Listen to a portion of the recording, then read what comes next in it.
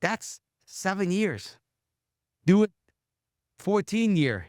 Do it, you know what I mean? 10, 20, 30 year out the road. Mhm. The guy that has cash flow, we will outrun their ass, bro. We'll leave him in the dust like a Ferrari and a Pinto. Everybody always mock me like, yo, passive income, yeah, man, it's so fucking slow, blah, blah, blah, blah, blah. And I was like, yeah, but we're not comparing passive income to active income. Active income, I make a lot of money in active income. You know what I mean? Right? But I don't talk about active income. I mean, you know, I make like over $10 million a year in active income. I never talk about it, right? I always talk about passive income, right? But if I had to compare myself, yeah, I make over $10 million a year in active income. And I got $100,000 a month in passive income before all my other property get paid off. So the game of the game is I still create active income.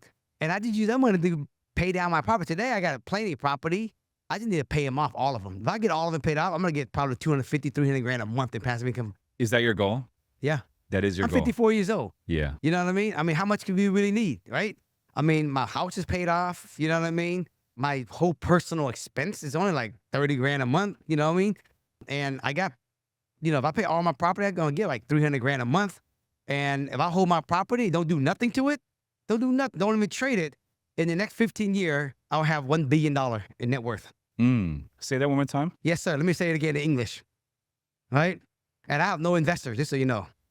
If I hold all my property and I don't 1031 them into anything, just leave them alone. I'm not even talking about passive income. I'm talking about just compound appreciation. Sure. 15 years from now, maybe 20, all those property be worth over $1 billion. I have over $1 billion with the net worth. And that's no 1031 exchanges or anything. Leave it Just alone, paying as these is. things off and let them roll. Just even if I don't pay them off, just compound appreciation will get me to $1 billion. And I started by buying one property in 1997 at 1530 South Shelton Street with 5% down. So you know the American dream work. It does. But you know what the difference is, Rich? Nobody have the patience for delayed gratification. I got to do both, bro. I still make active income. I keep telling people on social media, keep doing active income. Just take some of that money and just park it. You don't. It ain't like you do this to live off the passive income tomorrow. You're gonna live off the active income. Do this so you can actually have something for tomorrow. Yeah. I think there's two reasons why people don't get into real estate investing. I think one, they're around the wrong circle. 100%. I hear a lot of people that come up to me or they come up to me at meetups and they're like, hey, I want to do a deal. And I'm like, hey, go read this book and like listen to this podcast. And then I see them 9 months later. I'm like, hey, what's going on? And they'll be like, oh, like I got sidetracked or life got busy or I went and talked to my father-in-law and he told me it was not a good time to buy. Yep. And they get talked out of it by people that don't own any real estate. And then I think the other reason is people just don't want the delayed gratification. They want the get rich quick scheme. And so, real estate investing, you're playing the long game. 3 years down the road, 5 years down the road, 10 years down the road, you're going to see some results. But a lot of people don't want to wait 12 months. They don't even want to wait 6 months. They want something that's going to happen right now. And the thing is that if they keep their active income going, they wouldn't even think about the passive income. That's just like nobody sit there and go, man, I can't wait till my stock market cash me out, bro, so I can stop working. Nobody think like that, right? So I say to people, you don't park the money into rental and expect that thing to give you 20 grand a month in passive income tomorrow. You just keep doing what you're doing. Take some of that money that you're already spending on the Gucci bags and the Louis Vuitton shoe and all the Rolexes, all that stuff.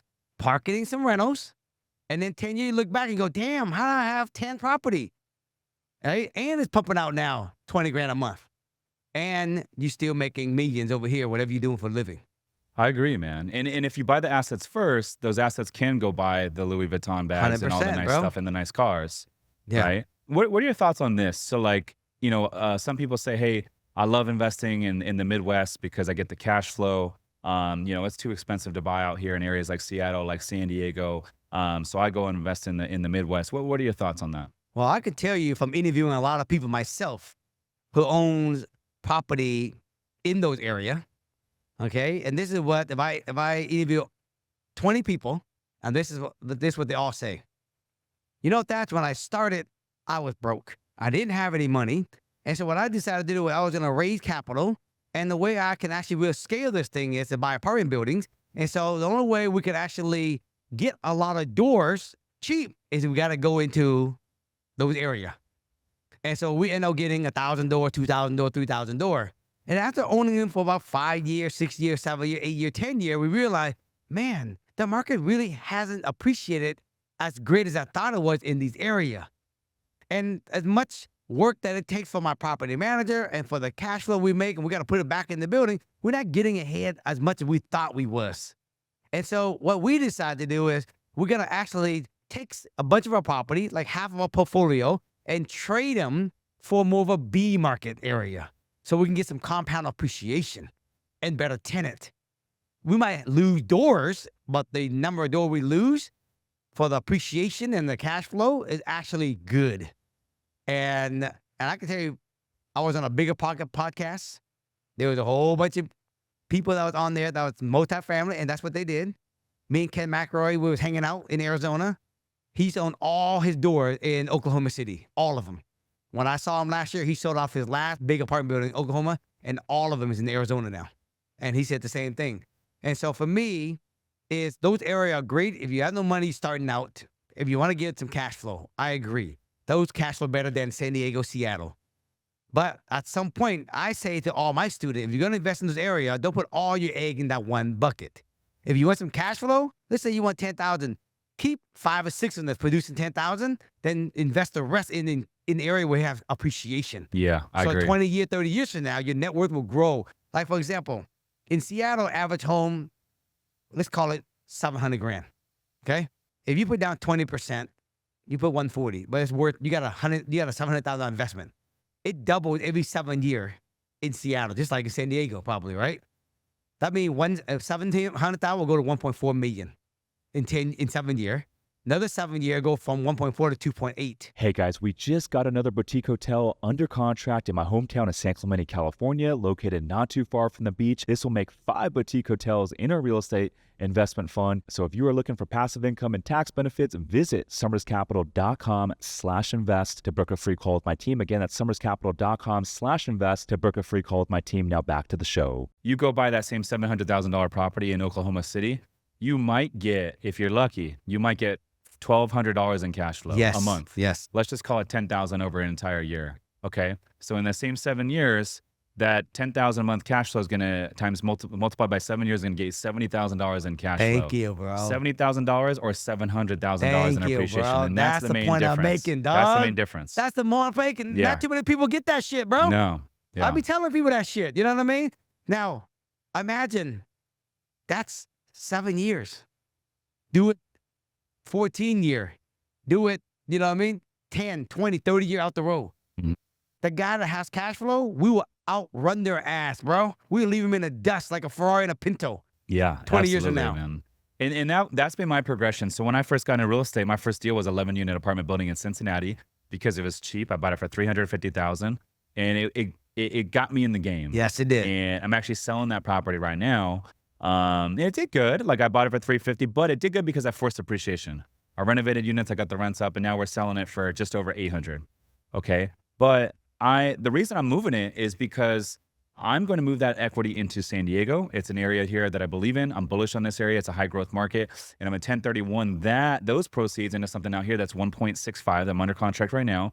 And I know this property out here, my team can manage. But also in 10 or 12 years, that property that's 1.65 here is going to be worth 3.2, 3.4 million. Where a little apartment building in Cincinnati is never going to be worth $3 or $4 million. Hell no. Never. If it is, it's worth more than the whole damn city. Yeah. Right. But bro, think about this. Imagine having 10 of those in San Diego. Yes. That's the point I'm making. So all these people out here, if y'all listening to me, okay?